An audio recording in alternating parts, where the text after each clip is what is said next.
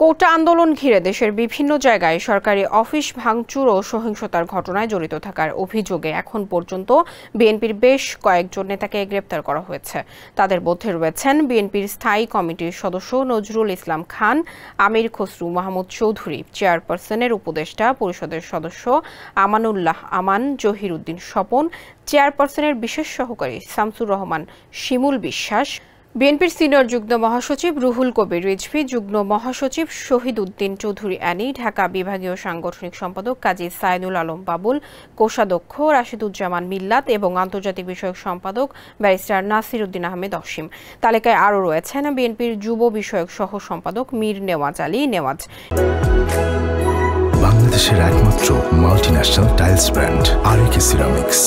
নির্বাহী কমিটির সদস্য ও ঢাকা জেলা বিএনপির সাধারণ সম্পাদক নিপুণ রায় চৌধুরী, কেন্দ্রীয় নির্বাহী কমিটির সদস্য তারিকুল আলম তেনজিং, সৈয়দ জাহাঙ্গীর হোসেন, যুবদলের সাবেক সহসভাপতি এস.এম. জাহাঙ্গীর ও স্বেচ্ছাসেবক দল ঢাকা মহানগর দক্ষিণের সাধারণ সম্পাদক সাদ মোর্শেদ হোসেন পাপ্পা শিকদার।